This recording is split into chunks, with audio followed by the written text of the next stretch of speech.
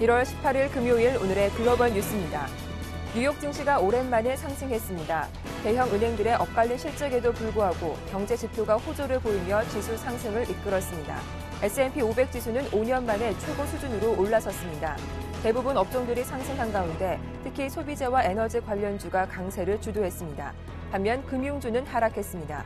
애플은 JP모건과 BMO의 목표 주가 하향 조정으로 인해 하루 만에 다시 하락세로 돌아섰습니다.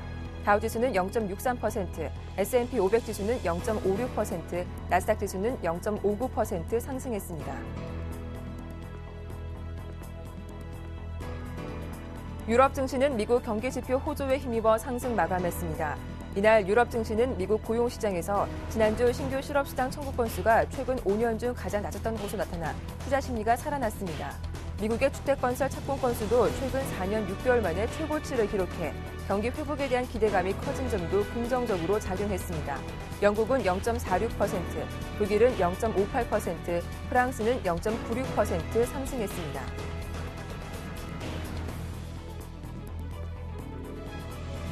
미국의 신규 실업시장 청구 건수가 3주일 만에 큰 폭으로 감소했습니다. 지난주 신규 실업시장 청구 건수는 전주보다 3만 7천 건 급감한 33만 5천 건을 기록했습니다. 이는 지난 2008년 1월 이후 무려 5년 만에 가장 낮은 수준입니다. 또한 지난해 12월 신규 주택 착공 건수도 전월 대비 12.1% 급증하며 전월 감소세에서 증가세로 급선회했습니다. 건축 허가 건수도 2개월째 늘어나며 부동산 경기 회복세를 확인시켜줬습니다. 반면 미국 필라델피아 지역의 제조업 경기는 올 들어 예상과 달리 위축세로 돌아섰습니다.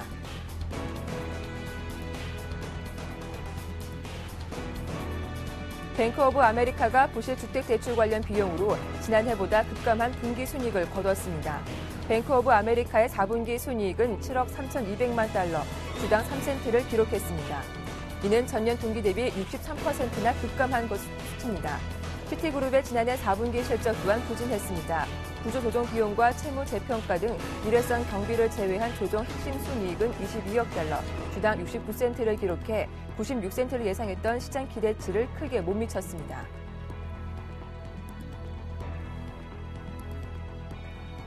볼프강 쇼이블레 독일 재무장관이 일본의 공격적인 통화 정책 방침을 비판했습니다. 쇼이블레 장관은 독일 연방하원 연설에서 유럽과 미국의 부채가 심각한 상황에서 일본이 경기 부양을 위해 공격적으로 통화 정책을 펼칠 경우 세계 금융시장의 유동성이 과잉 공급될 수 있다고 우려했습니다. 지난해 이미 일본은행은 5차례에 걸쳐 통화 정책을 완화하는 조치를 취했지만 최근 취임한 아베 총리는 일본은행이 다음 주 열리는 통화 정책 회의에서 추가 완화 조치를 내놓아야 한다며 압박을 가하고 있습니다. 인텔이 장 마감 후 시장 예상치를 웃도는 실적을 발표했습니다. 인텔의 지난해 4분기 일회성 특별 항목을 제외한 이익은 26억 달러, 주당 48센트로 전년 동기 대비 감소했습니다.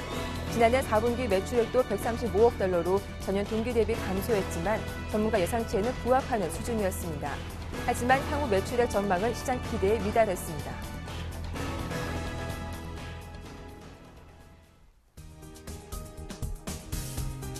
안녕하세요. 굿모닝 대박 예감 박미라입니다. 그동안 뚜렷한 방향성을 보이지 못했던 뉴욕 증시가 모처럼 상승세로 거래를 마쳤습니다. 3대 지수가 나란히 오르면서 특히 S&P 500 지수는 5년 만에 최고 수준에 오르기도 했는데요. 먼저 이날 4분기 실적을 공개한 대형 은행들, 실적 다소 엇갈리면서 큰 재료가 되지 못했는데 이날 공개된 미국의 경제 지표가 긍정적으로 발표가 되면서 시장의 분위기를 살렸습니다. 자, 어떤 기업이 실적을 공개했고 어떤 경제 지표가 나왔는지 자세하게 정리해드리겠습니다. 굿모닝 대박 예감 1부 순서 지금 바로 시작합니다.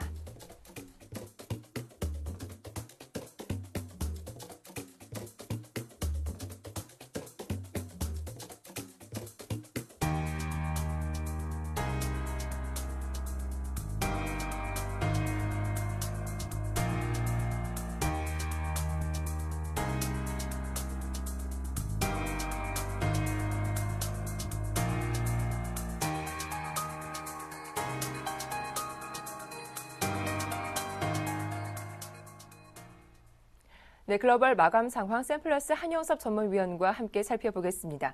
안녕하세요. 네, 안녕하십니까. 제가 공매입니다. 네, 간밤 뉴욕 증시가 모처럼 강세로 마감을 했습니다. 3대 지수가 나란히 올랐는데요. 이날 시장을 이끌었던 재료는 기업들의 실적이 아니라 미국의 경제 지표가 아닐까 싶습니다. 어떤 지표가 발표됐는지 3대 지수 마감 상황까지 자세하게 정리해 주시죠. 네, 목요일 미국 증시는 4일 만에 본주세를 마감하며 모처럼 큰 폭으로 상승하였습니다. 다우 종합지수가 13,596포인트까지 84, 나스닥이 3,136까지 18, S&P 500이 1,480까지 8포인트 상승하였습니다. 시초가 상승 출발 후 장중 내내 상승폭을 확대하여 다우는 장중 13,600, 나스닥은 3,140포인트를 돌파하며 4개월 내 최고치로 마감하였고 S&P 500은 또다시 5년 만에 최고치를 갱신하였습니다. 12월 주택 착공 건수가 전월 대비 12.1% 증가해 4년 만에 최대폭 증가였고 지난해 전체 주택 착공 건수도 78만 건으로 2008년 이후 최대를 기록했으며 지난주 실업수당 청구 건수는 3만 7천 건 줄어 시장이 긍정적이었습니다. 하지만 필라델피아 제조업 지수가 예상과 달리 위축되고 금융주들이 뱅크 오브 아메리카 시티그룹 실적 부진으로 약세를 보이면서 상승폭을 제한하였습니다. 금융 유틸리티를 중심으로 17개 업종이 하락하고 반도체, 에너지, 철강, 건설업종 중심으로 123개 업종이 상승해 대부분 상승하였습니다. 종목별로는 다우 30 종목 중 23개, 나스닥 100 종목 중 76개, S&P 500 종목 중 407개 종목이 상승해 상승 종목 수가 압도적으로 많았습니다. 세계 최대 자산 운용사인 블랙락이 4.47% 폭등한 것을 비롯해 넷리서치, 산디스크, 인텔, 이베이, 마이크론, 델 컴퓨터, 홈디포, 올트 디즈니, 버라이존 커뮤니케이션, 보잉, 엑슨모빌, 셔브론, 캐터필러, 마이크로소프트 등을 중심으로 상승을 주도하였습니다. 블랙락은 4분기 이익이 전년 대비 24% 증가해 4.47% 상승해 3년 내 최고 수준을 보였고 이외에는 예상에 부합하는 실적 발표로 2.36% 상승하였습니다. 반면 금융주는 뱅크 오브 아메리카가 4% 하락하며 약세를 주도하고 JCPenney, 코닝도 조정을 보였으며 애플은 반등 하루 만에 또다시 하락하였습니다. 여기서 잠시 시장을 분석하면 마이크론이 13일 동안 폭등하며 28% 폭등하고 포드도 1개월 동안에 30% 폭등하여 금년에 반도체, 전자상거래, 자동차 업종에 랠리를 예고하고 있습니다. 또한 애플은 500불 전후에서 단기 바닥권으로 반등이 전망되고 금융주는 금일 뱅크 오브 아메리카 중심으로 조정을 받았으나 종목별 랠리가 지속되면서 조만간에 동반 상승하면서 장세를 주도할 가능성이 높으니 긍정적 마인드로 접근할 필요가 있겠습니다. 추천 종목으로는 마이크론, 포드, 블랙락, JP모건, 셔브론, 월마트, 시스코, 야후, 애플, 인텔, 자일링스, 자이온뱅코프, 선트러스트 뱅크, 월트 디즈니, 워싱턴 포스트 컴퍼니, 텍사스 인스트루먼트, 모건 스탠리, 갭, JC페니, 월마트, 산디스크, CVC, 펩시코, 아마존, 홈디포, 알코아, 모토로라, 피프트 시트 뱅코프, 허팅턴 뱅크 세어스, 엑스모빌 등에 좀 관심을 두시고 보시고 그다음에 투자 전략으로는 3대 지수 오늘 모두 크게 상승했으나 당분간 추가 상승이 가능합니다. 에너지, 자동차, 반도체, 전자상거래, IT, 금융 중심으로 매수 지속 전략을 제시하겠습니다. 네, 간밤 뉴욕 증시는 엇갈린 실적을 발표한 금융주를 제외하고 대부분 오른 업종이 더 많았다라고 정리를 해봤습니다. 자, 이어서 야간 선물지수 마감 상황도 궁금한데 어땠습니까?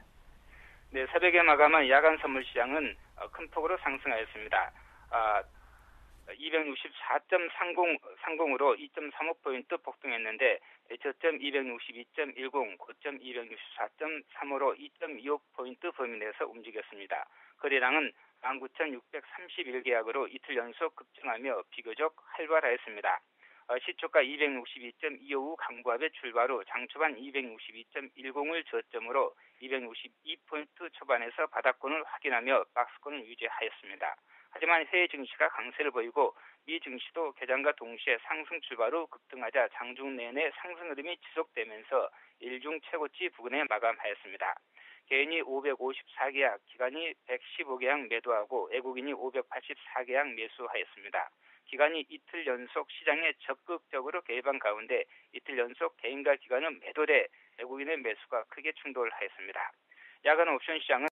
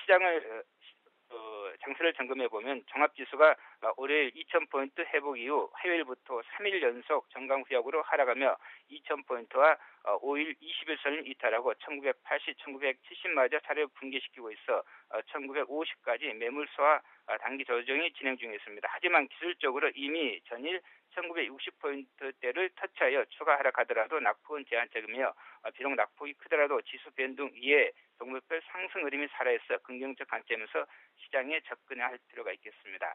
선물은 지수 상관없이 종목별로 매수 지속하고 선물은 박스권 하단에서 260포인트 전후를 단기 저점으로 1950에서 2020포인트 사이의 변동성 장세가 전개되고 있습니다. 현 시점에서 전일 목요일에 종합지수 1960포인트대에서 단기 바닥권 가능성이 높아 재차 2000포인트 회복하는 상승 대비 전략이 필요하겠습니다. 금요일 시장은 시초가 상승 출발 후 종합지수 1990, 선물지수 264포인트를 돌파하며 재차 종합지수 2000, 선물지수 265포인트 돌파를 시도할 것으로 보입니다. 지수 변동폭은 크지 않고 장중 소폭 조정을 받으면서 장중 내내 상승 시도가 지속될 수 있습니다.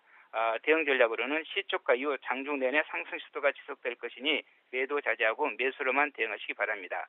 장초반 선물 263.5에서 264포인트 전후 사이에서 매수한 후 선물지수 265.5p 전후나 장중 고점에서 청산 후 조정 시 재매수 하시기 바랍니다. 단 선물지수 263p가 지지가 중요한데 예상과 다를 경우에는 선절 후 저점에서 재매수를 노리는 전략을 취하시기 바랍니다.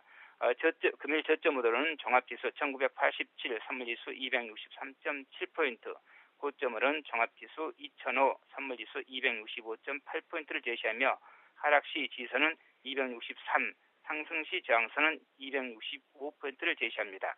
최대 변동폭은 선물로 하한선 262, 상한선은 267포인트를 제시하겠습니다. 옵션 매매 전략은 홀 매수 또는 품 매도 또는 양 매도한 후 장중 차익 실현하는 전략을 취하시기 바라겠습니다. 네, 오늘 시장 전반적인 흐름은 상승 시도가 나올 것이다. 그리고 원달러 환율은 1,054원을 저점으로 반등권에 진입했다며 환율 관련주에도 관심을 갖자라는 말씀 잘 들었습니다. 도움 말씀 고맙습니다. 네, 감사합니다. 네, 지금까지 샘플러스 한영섭 전문위원과 함께했습니다.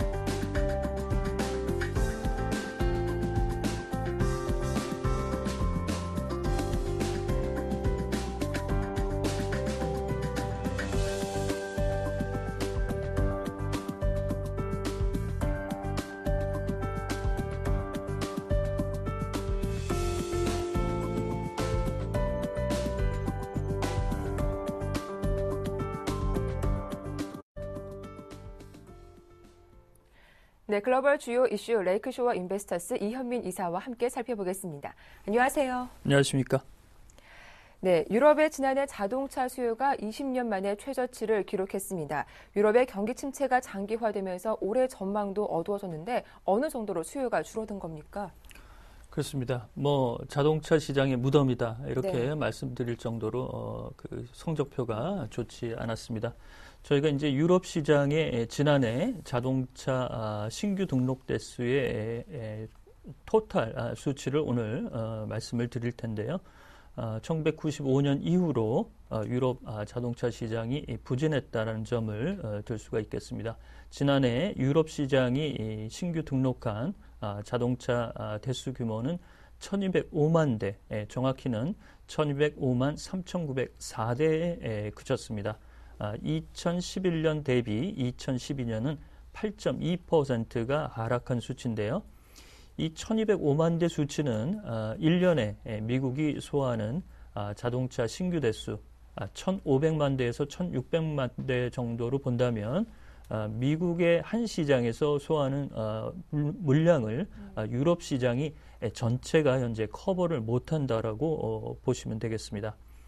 특히 이제 경기 침체 여파 이런 부분이 특히 실물 경제에 부담을 가져왔고 이는 자동차 업계에도 큰 타격으로 현재 수치로 목도가 되고 있는데요. 현재 긴축 기조를 가져가고 있는 그리스가 자동차 등록 대수가 1년 전보다 40% 급락했고요. 네. 포르투갈이 38%나 줄었습니다. 이탈리아도 경기가 그렇게 다른 긴축 국가들보다는 비교적 그래도 온건한 편이었는데요. 그래도 지난해 20%나 줄어들었습니다. 가장 성적이 나은 국가는 주요 국가로서 독일이 되겠는데요.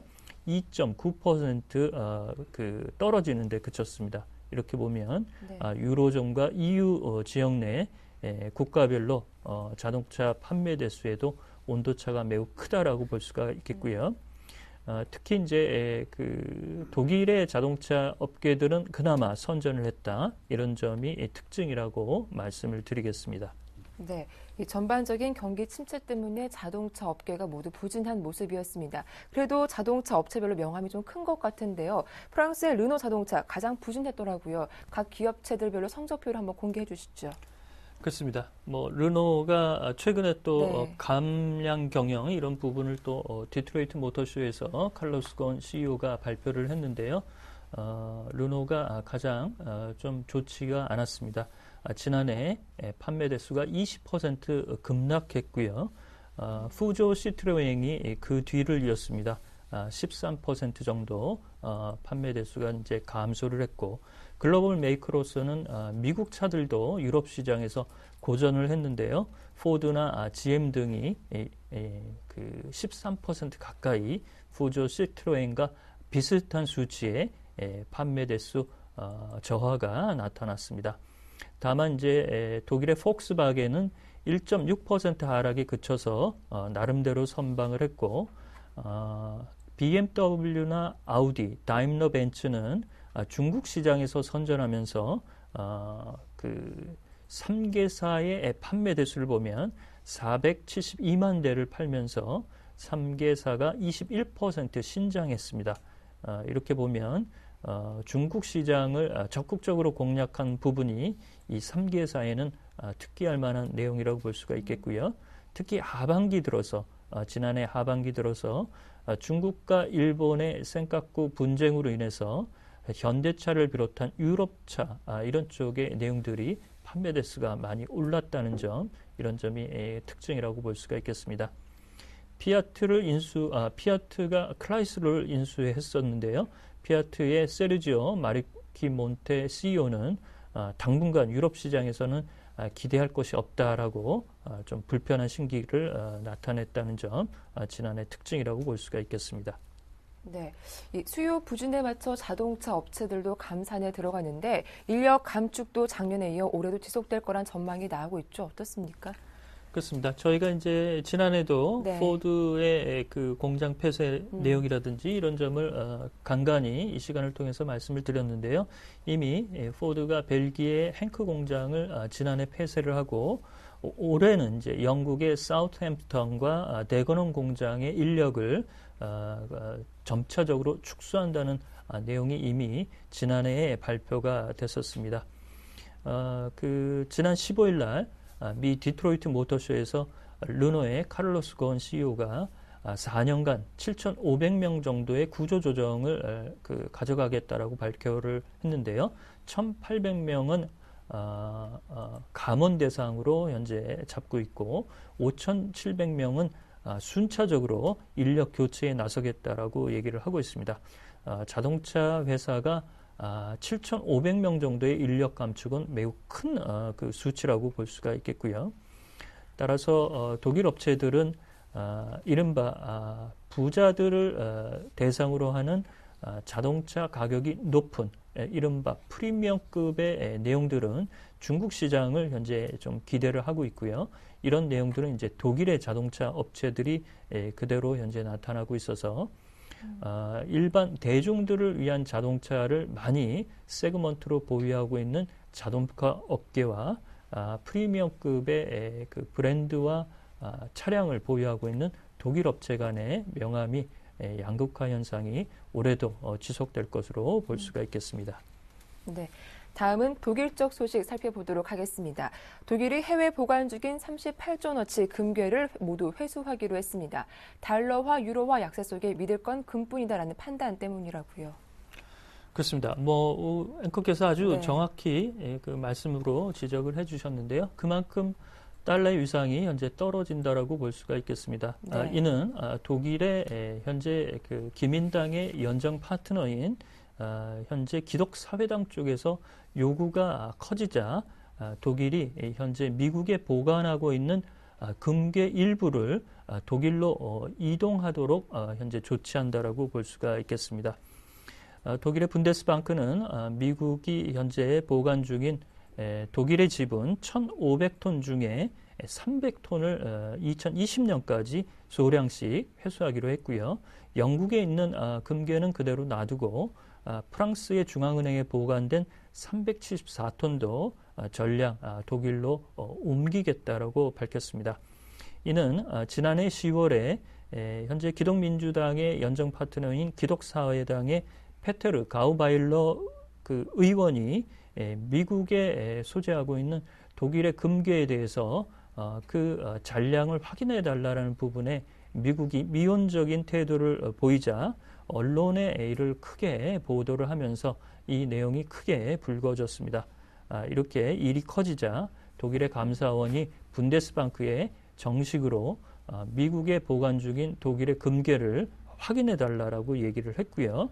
네. 여론이 그 부담으로 작용하자 독일 분데스방크가 미 연방은행에 보관 중인 일부 내용을 현재 옮기겠다라고 보고 있습니다.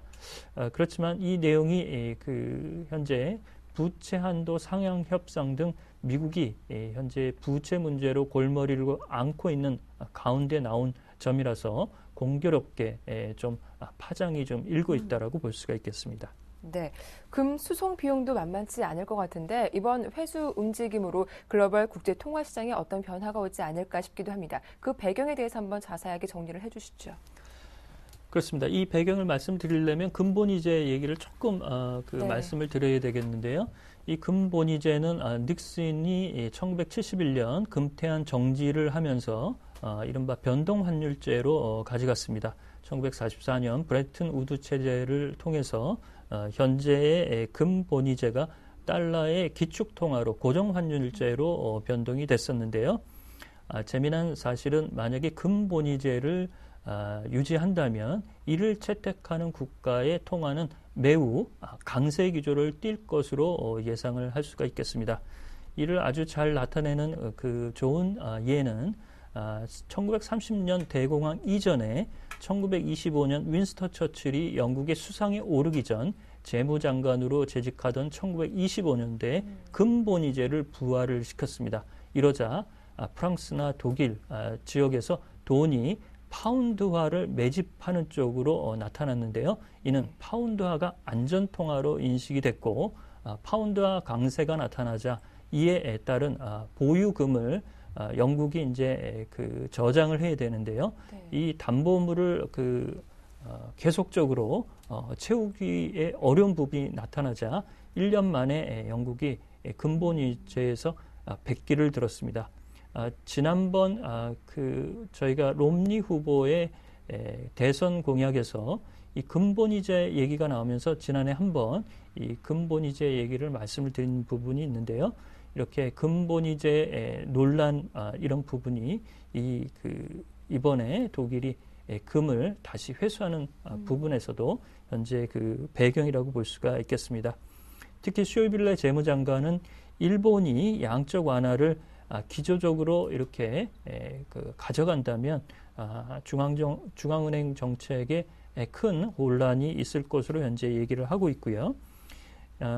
알렉세이 울루카로프 러시아 중앙은행 부총재가 일본이 환율 전쟁의 빌미를 마련하고 있다라고 얘기를 하고 있습니다.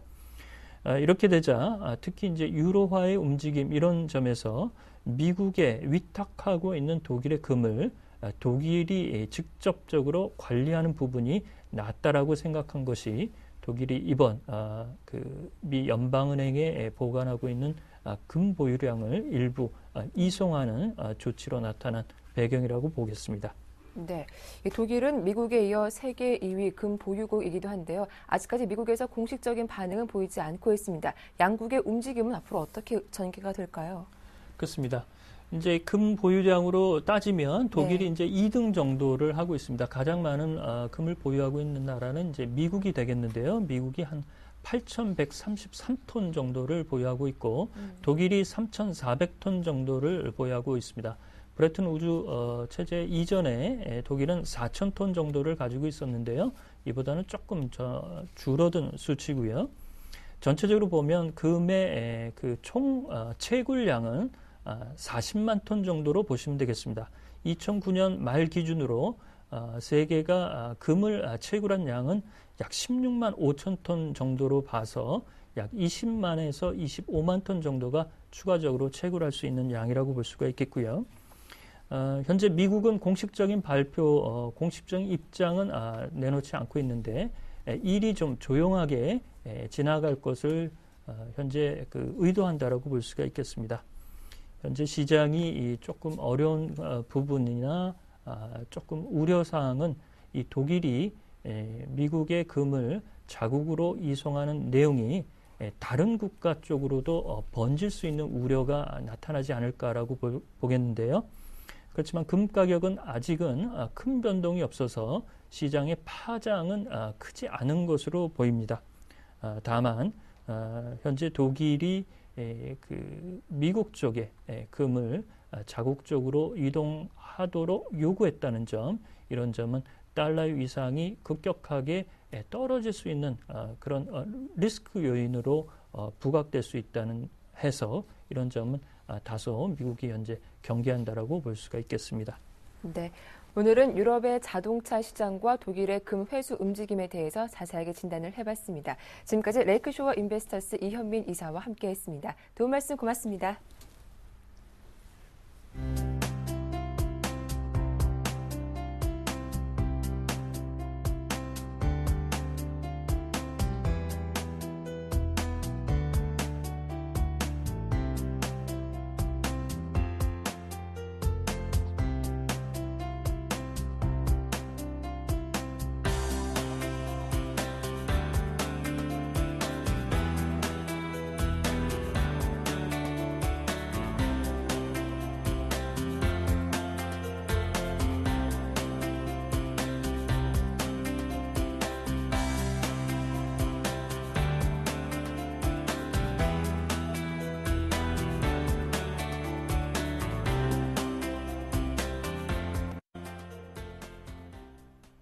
네, 오늘 장 전략 세워보도록 하겠습니다. 오늘 순서는 중앙경제연구원의 남은우 원장과 함께합니다. 안녕하세요. 안녕하십니까.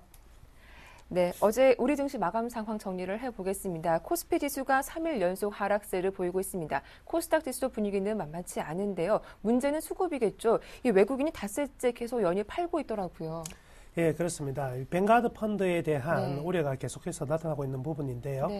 이 뱅가드 펀드의 어떤 지표 변화가 기존의 외국인들이 매도 욕구가 좀 강했던 부분이 동반적으로 터져 나오고 있는 하나의 모멘텀으로 작용하고 있는 것 같습니다. 따라서 외국인들의 매도가 좀 상당히 좀 강해지고 있는 부분이 우리나라 지수를 좀 하방으로 좀 누르는 부분이 있고요. 따라서 전일 같은 경우에도 이 4일 연속 하락하면서 1974포인트로 일단 마감이 되었습니다. 외국인들의 어떤 수급 자체가 굉장히 좀 안 좋아지는 가운데 장중에 상당히 좀 급락하는 부분도 있었거든요. 그렇지만 기관의 매수세가 들어오면서 일단 일정 부분의 하방 경직성은 확보한 하루였다 이렇게 볼 수가 있겠고요. 전일 같은 경우에는 그간 부동산 경기 그 정책에 대한 수혜를 얻을 가능성이 크다 하는 중소형 건설주들이 굉장히 좀 큰 폭의 강세를 보이다가 전일은 좀 급락하는 흐름이 나타났었고요. 반면에 환율에 대한 리스크 크지 않다는 리포트가 나오면서 자동차 그리고 미국의 영향을 받은 금융주들이 좀 상승하는 흐름들이 코스피에서 나타났다 볼 수가 있겠습니다. 반면 코스닥 같은 경우에도요. 역시 외국인들의 매도가 좀 지속되는 흐름이 있었고요. 4월 연속 이제 하락하면서 506포인트까지 밀렸습니다. 전일장 같은 경우는 무선 충전 관련주가 강세를 보였고요. 해킹 관련한 뉴스가 나오면서 일정 부분 보안 관련 종목들이 상승하는 흐름도 나타났으나 안철수 테마주의 경우에는 좀 깊은 조정이 좀 들어왔다. 이렇게 볼 수가 있겠습니다. 저는 양시장 통틀어서 특징주라고 볼 수 있는 부분은 박근혜 당선인의 문화 콘텐츠 수혜가 기대되는 손오공 같은 종목들이 전일 장중 변동폭이 굉장히 컸었거든요. 대원 미디어도 마찬가지고요. 그렇지만 이들 종목 중에서 일정한 종목들의 경우에는 수익을 좀 내지 못하고 있는 종목들도 있기 때문에 그들에 대해서는 좀 보수적인 대응이 좀 필요하다. 이렇게 말씀해 드리도록 하겠습니다. 네. 자, 그럼 이 뱅가드 펀드 우려가 현실화되는 것이 아닌가 이런 생각이 들기도 하는데 사실 그 영향이 크지 않을 거다라는 전망도 나오기도 했었거든요. 앞으로 자금 얼마나 더 이탈 가능성이 있는 겁니까? 이미 이제 총 25주간 4%씩 매주 이제 진행되는 부분이기 때문에 계속적으로 나올 것입니다. 3,600억 정도가 지금 한 주간 나올 수 있는 물량인데요. 그렇지만 지금 이머징 마켓 쪽으로 계속해서 펀드의 자금은 유입이 되고 있는 부분이 있고요. 그리고 지금 FTSE 쪽의 지표뿐만 아니라 MSCI를 통한 지표의 어떤 블랙락 펀드 같은 경우에도 지속적으로 자금이 들어오고 있는 부분이기 때문에 이 물량은 충분히 상쇄될 수 있을 것으로 이렇게 판단이 됩니다. 따라서 리스크 별로 크지 않다 이렇게 볼 수가 있는데요. 지금은 뱅가드 펀드의 주당 3,600억 정도의 물량이 부담이 아니고요. 그간 11월 이후에 너무나 많은 매수 차익 잔고라든지 그리고 프로그램에 들어온 외국인의 매수 부분이 청산되는 부분이거든요. 동시적으로 같이 나오는 것이 시장에 좀 충격을 주고 있다 이렇게 볼 수가 있고요. 단순히 이제 뱅가드 펀드의 어떤 물량은요, 그만으로는 국내 증시에 충격을 크게 줄지는 않을 것으로 이렇게 판단이 됩니다. 다만 이제 종목별로는 외국인의 지분이 좀 높은 종목 중에 거래량이 작은 종목들의 경우에는 이 뱅가드 펀드의 물량이 출회될 경우에는 역시 좀 충격을 좀 받을 수밖에 없다 이렇게 볼 수가 있겠네요. 네. 자, 이어서 또 오늘 중요한 이벤트로는 중국에서 4분기 GDP 성장률을 포함한 중요한 경제 지표들이 줄줄이 발표가 될 텐데요. 좀 개선세를 보인다면 우리 시장에도 호재로 작용할 수 있을까? 이 부분 짚어봐 주십시오. 예, 그렇습니다. 오늘 아침에 이제 미국 증시의 경우에 상당히 좀 좋은 모습으로 마감이 되었는데요. 역시 미국의 주택이나 고용 지표가 상당히 좀 좋게 나왔고요. 이 부분이 우리나라에서 오늘 호재로 좀 작용할 것 같습니다. 오늘 이제 중국의 GDP 성장률 지표 또한 상당히 좀 중요한 부분이 될 것인데요. 이 컨센서스의 경우에는 한 7.8% 정도 기대를 하고 있는데요. 상당히 좀 좋은 지표가 나타나게 된다면 한 8%까지도 지금 기대를 하고 있는 몇몇 전문가도 있는 것 같습니다. 만약에 이러한 서프라이즈가 됐을 경우에는요, 국내 증시 단번에 좀 급등하는 흐름들이 나타날 수도 있다. 이렇게 볼 수가 있겠습니다. 네. 자, 그렇다면 오늘 한번 전략을 꼼꼼하게 세워보도록 할 텐데요. 중국발 모멘텀을 기대해 본다면 내수 관련주, 경기 민감주에 한번 투자를 해보는 게 어떨까 싶기도 하는데 어떻게 보시는지요? 예, 아직은 이 외국인의 수급 문제가 시장을 좀 억누르고 있는 것 같습니다. 그리고 이런 부분이 결국 시장 전체, 지수 전체에는 좀 상승의 어떤 속도를 좀 제한하는 흐름들이 나타날 가능성이 크고요. 따라서 대형주를 주로 이제 매매하시는 투자자분들 같은 경우에는 단기적인 관점으로서의 접근은 거의 실익이 없다 이렇게 볼 수가 있겠습니다. 반면 4일 정도 연속으로 좀 조정을 좀 많이 받았다 이렇게 볼 수가 있고요. 또 외국인의 어떤 뱅가드 펀드 문제에서 좀 자유로운 코스닥의 강세가 다시 한번 시작될 가능성이 좀 커지는 시점이 아니겠나 싶고요. 코스닥 같은 경우에도요, 계속적인 이제 박근혜 당선자 테마가 순환매가 차례차례 이루어지고 있는 부분이 같습니다. 그렇지만 전일장의 흐름을 보셨다시피 이 테마주들은 장중에 급격한 그 변화가 생기면서 급락하는 경우가 있었으니까요. 일정 부분 길목지키기를 한 다음에 목표 수익을 정해두고요. 10%면 10% 이렇게 정해둔 다음에 그 지점이 도달했을 때는 선매도하는 전략이 현재는 좀 맞아 보입니다. 네, 자 알겠습니다. 자 끝으로 오늘의 관심 종목 들어보도록 할 텐데 어떤 종목 가져오셨는지요? 예, 오늘은 아무래도 박근혜 당선자가 관심을 두고 있는 컨텐츠 산업 분야에서의 어떤 기대주라고 볼 수 있는 SBS 컨텐츠 허브라는 종목을 선택해봤습니다. 우선 SBS 컨텐츠 허브 같은 경우는 4분기 실적이 굉장히 좀 안 좋았습니다. 그에 따라서 전반적으로 선조정을 받았다 이렇게 볼 수가 있겠고요. 그렇지만 본격적인 IPTV 시대, 스마트 TV 시대가 열림으로 인해서 콘텐츠에 대한 부각이 굉장히 좀 가속화될 것 같습니다. 전년 대비 올해 영업이익 매출액 전부 다 10% 이상이 기대가 되고 있는 부분이고요. 따라서 SBS 콘텐츠 허브 쪽으로의 접근 좀 무난하다 볼 수가 있겠습니다. 매수가는 14,500원 근처, 그리고 1차 목표가는 16,500원 선 잡으시면 될 것 같고요.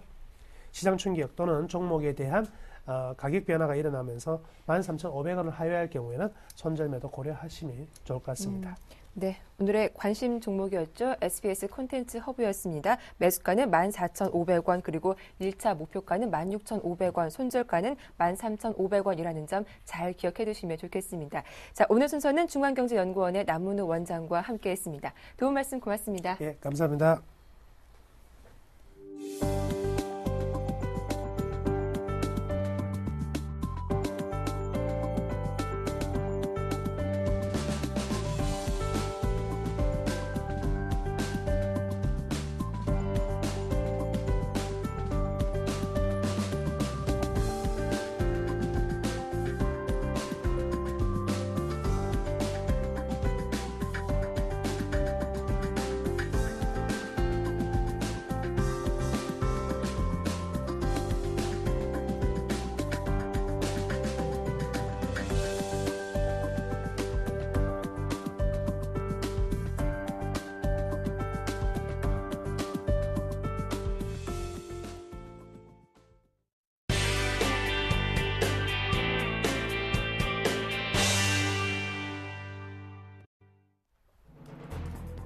최근 새누리당과 정부 측에서 제기되고 있는 박근혜 당선인의 대선 공약 수정론을 대통령직 인수위원회가 정면 반박했습니다. 김용준 인수위원장은 기자회견을 통해 공약 수정이나 폐기 요구는 국민에 대한 도리가 아니라는 의견을 표명했습니다. 기획재정부는 어제 세법 시행령 개정안을 입법 예고했습니다. 2월 중순부터 2억 원 초과 즉시연금 등 장기저축성 보험 세금이 부과됩니다. 2억 원 초과 상품은 대부분 슈퍼리치들이 가입하는 경우가 많아 금융자산가들의 부담이 커질 것으로 예상됩니다. 중국과 인도, 베트남 펀드가 최근 이머징 증시 회복에 힘입어 높은 수익률을 기록하고 있습니다. 금융정보 제공업체 이머징 포트폴리오 펀드 리서치에 따르면 2001년 이후 지난 9일까지 글로벌 주식형 펀드 자금의 신흥시장에 유입된 돈은 2,242억 달러로 집계 이후 가장 많았습니다. 장기 불황에 따른 소비 위축으로 현대백화점에서 6개월 무이자 할부 행사가 실시됩니다. 현대백화점이 6개월 무이자 할부 행사를 진행하는 것은 국제통화기금 외환 위기 당시인 지난 1998년 이후 15년 만입니다.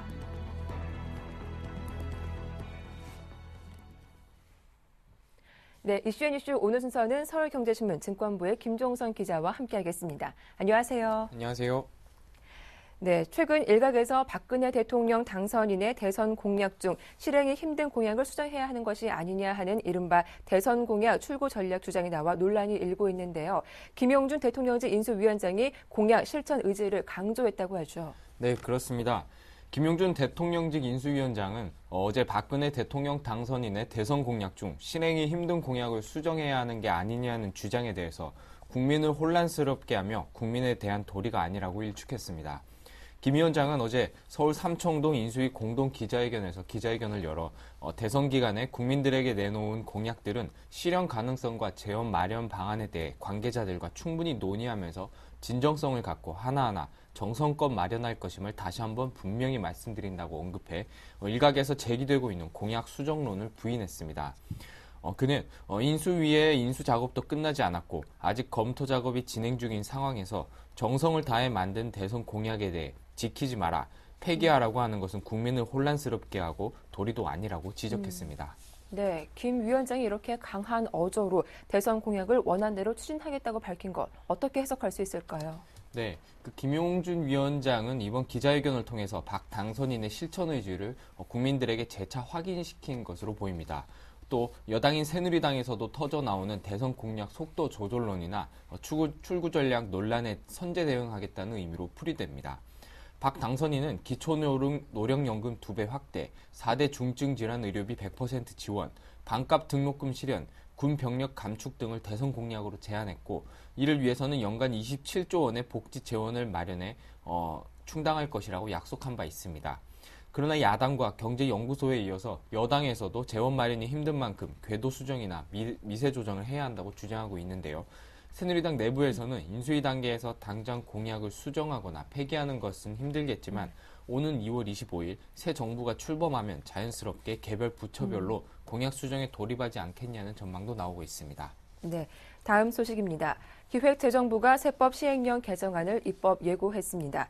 이에 따라 2억 원이 넘는 즉시연금을 비롯한 장기저축성 보험에 앞으로는 세금이 부과되면서 소위 슈퍼리치들의 과세 부담이 커질 것으로 보이는데요. 자세한 내용 살펴봐 주시죠. 네, 기획재정부가 어제 세법 시행령 개정안을 입법 예고했는데요. 개정안을 보면 2월부터 가입하는 장기저축성 보험의 납입 보험료가 2억 원을 초과하면 시행일 이후 계약분부터 과세가 됩니다.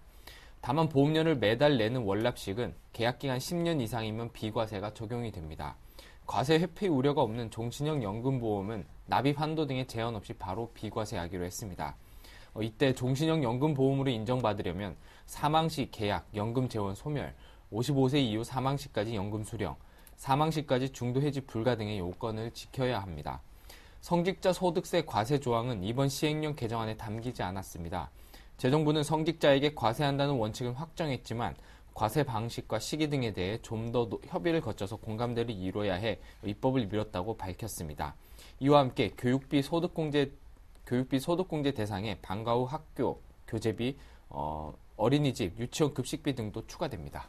네, 금융위기 이후 반토막 펀드라는 오명을 뒤집었었던 베트남, 인도, 중국 펀드가 최근 살아날 조짐을 보이고 있다고 하죠. 네.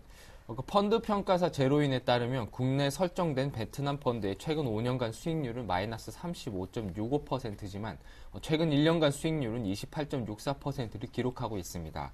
베트남 펀드가 지난 2006년에서 2008년 사이에 대부분 설정된 것을 고려하면 최근 들어 수익률이 어느 정도 회복되고 있는 셈인데요.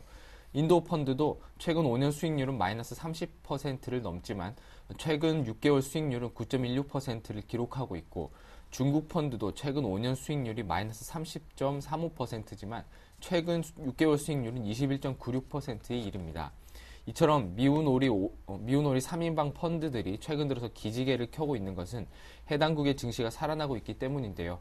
금융정보업체 이머징 포트폴리오 펀드 리서치에 따르면 올 1월 9일 기준 글로벌 주식형 펀드의 신흥시장 누적 유입 금액이 2,242억 달러에 달해 지난 2001년 집계 이후 최대치를 기록했습니다. 이머징 국가가 상대적으로 선진국보다 고금리를 유지하고 있는 데다 통화가치 강세로 환차익을 노린 자금까지 유입돼 증시를 더욱 밀어 올리고 있는 것인데요. 이에 대해서 홍지영 삼성증권 연구원은 미국과 유럽, 일본을 중심으로 시작된 동시다발적 양적 완화로 시중에 대거 풀린 자금이 이머징 국가로 향하고 있다며 당분간 이머징 증시가 계속 탄력을 받을 것이라고 말했습니다. 네, 연초부터 소비가 급격히 위축되고 있는데요. 일부 백화점에서는 6개월 무이자 할부 서비스까지 등장했다고 합니다. 자세한 내용 전해주시죠. 네, 경기 불황이 장기화되면서 소비자들의 지갑도 좀처럼 쉽게 열리지 않고 있는데요. 현장에서 기업들이 느끼는 우려는 더 클 것으로 보입니다. 급기야 6개월짜리 무이자 할부 서비스도 등장했습니다. 현대백화점에서는 정기세일 마지막 사흘인 18일에서 20일까지 현대백화점 카드로 100만 원 이상 결제하는 고객에게 6개월 무이자 할부 서비스를 제공한다고 밝혔습니다. 현대백화점이 6개월 무이자 할부 행사를 진행하는 것은 IMF 외환위기 당시인 지난 1998년 이후 15년 만입니다. 장기 불황의 영향으로 신년 세일이 실적 기대에 미치지 못하자 내놓은 극약 처방인 셈인데요. 김대현 영업전략실 전무는 겨울 세일 마지막 사흘간 무이자 할부 결제 서비스를 실시해 고객의 상품 구입 부담을 줄이고 협력사의 물량 소진을 지원하기 위한 취지라고 설명했습니다. 현대백화점은 또 전국 14개 점포에서 고가 상품 행사도 여는데요. 진도, 성진, 근화, 모피 등 기존의 10에서 20% 내린 브랜드를 구매할 경우 최대 10%를 추가로 할인해 줍니다. 또 TV나 세탁기 등 현대백화점 카드로 구매하는 고객에게는 모바일 상품권을 증정하기로 했습니다. 네, 이슈의 뉴스 지금까지 서울경제신문 증권부의 김종선 기자와 함께했습니다. 도움 말씀 고맙습니다. 고맙습니다. 네, 굿모닝 대박 예감 1부 순서 여기서 마치겠습니다. 저희는 잠시 후 2부로 다시 인사드릴게요. 고맙습니다.